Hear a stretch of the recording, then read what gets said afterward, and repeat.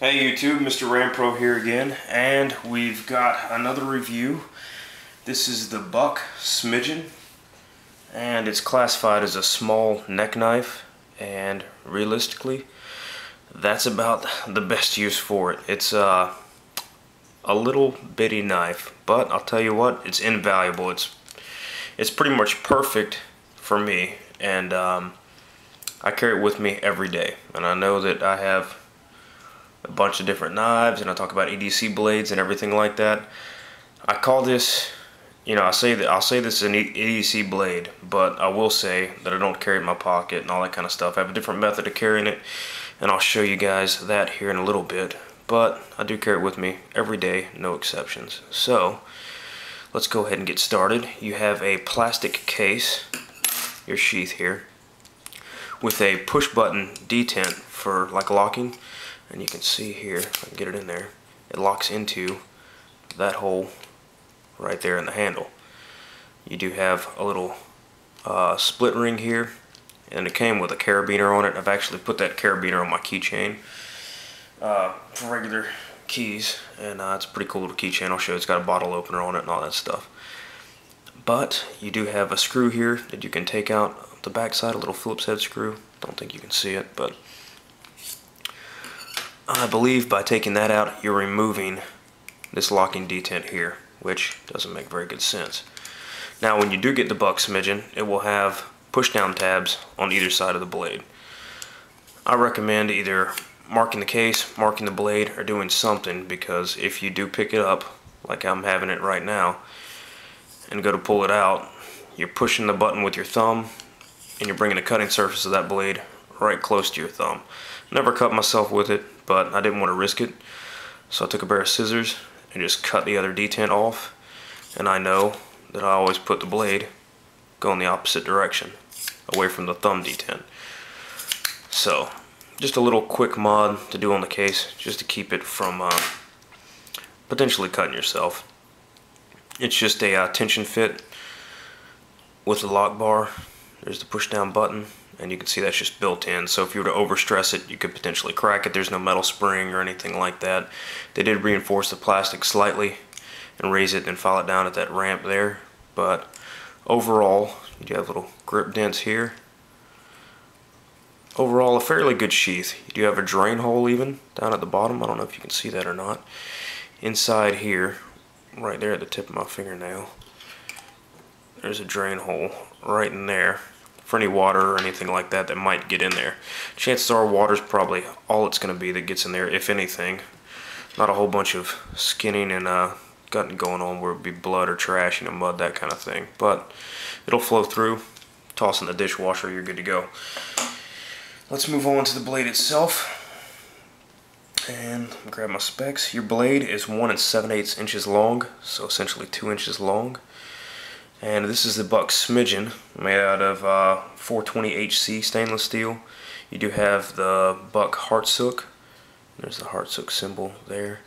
You do have that, and that's I think S30V, something like that. For what I wanted it for, I didn't really see spending the extra money to get it. I will tell you right here, this thing sharpens up fairly well. Doesn't keep an edge very long, but I hardly ever use this. I carry it with me every day, but I rarely use it, so it retains that edge fairly well. You will get slide marks, you can see there on the blade, in and out of the sheath kind of thing. And overall, it does come with a little paracord loop coming out here. Took that off because it wasn't really effective for me. Overall, a pretty good knife, just extremely small. You do have jimping up here, further up on the blade to choke up, which is probably the best way to cut with it, in all honesty. It kind of helps you retain the blade the best. And you have a little jimping back here to kind of catch on that fat part of your hand. So it's a good last-ditch little deal. I whittled some wood with it. It worked okay, and it worked about like what you would expect, a really small blade. And since we're in the small blade conversation, we'll go ahead and bring in a SOG flash. One. Sorry, I just wanted to go ahead and add that in there. Maybe some dramatic effect or something. I know you guys think I'm tons cooler. Oh yeah! I'm tossing it in like that, but you know me, dry sense of humor, so not really too much funny going on. But there's the blade shape there and the blade size in comparison to a Flash 1, and really pretty small. Now if we go ahead and toss it on the scale, just the blade,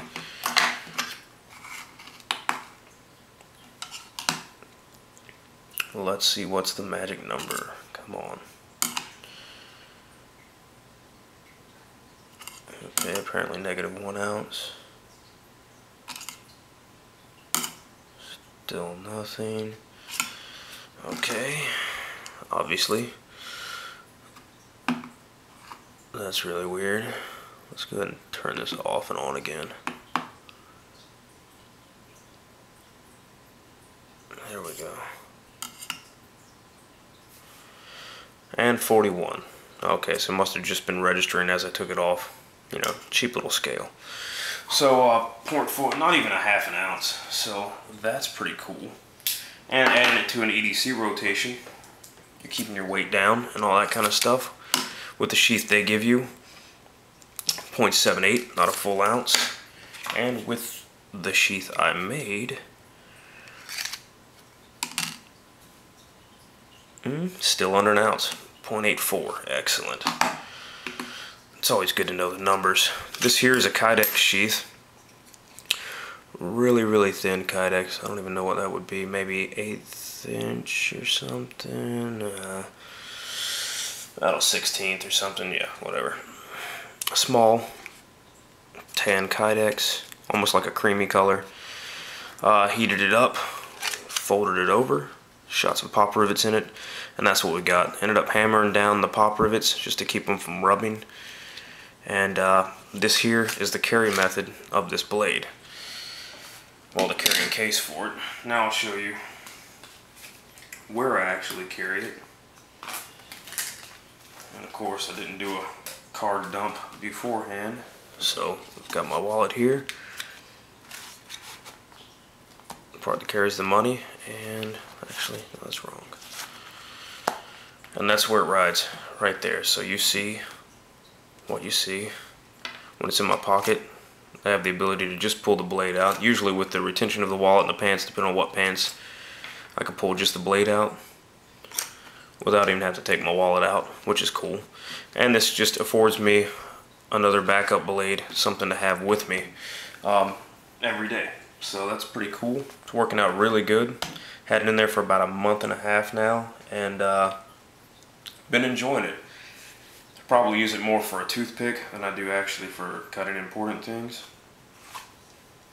But you can see I made this around about the size of a credit card-ish. It rides fairly deep. And there we go. And actually, I don't carry it like this because in my pocket this would be sticking out in a weird spot, so I like to keep it off to the side. And that's how she rides. So just a different carrying option for you guys, something to see. And obviously didn't add too much weight, but this was a little too thick to go in the wallet. Easily hang it from a neck, do anything like that. I mean, that's essentially probably the best neck knife I would see out there. Just so light and everything like that that you probably wouldn't even notice it. You can hang it from a necklace, build a different sheath, use this one here, and something like that, and not even have a problem really. So that's pretty cool. I would get the carabiner. I don't see it laying around anywhere.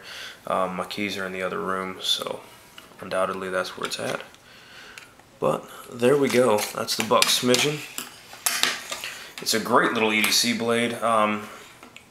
More so probably a backup blade or something last ditch. Ladies can keep it in the purse, guys. Keep it in the pocket. Maybe hook it to a boot somehow or something like that. Just almost as like a backup blade. I wouldn't really rely on this as an EDC blade constantly just because it is so small. I mean, if all you're doing is opening boxes and stuff like that, you're getting the same blade size you're getting out of a small slip joint. And I'm looking for one of those. Got a sod buster here. And Kershaw Centofonte Sod Buster Junior case. So you can see there, just size comparison, and really a great little knife for the money. This thing comes in at about 16, 17 bucks maybe. Probably not even that. I think I bought this off of eBay, and really cheap. Overall, good blade, and don't have any complaints with it. Not a bad little backup. So something for you guys to think about. Hopefully you enjoyed the video, and hopefully there was a little bit of rambling and a lot of info. But we'll see. I appreciate you guys watching. Thanks a lot.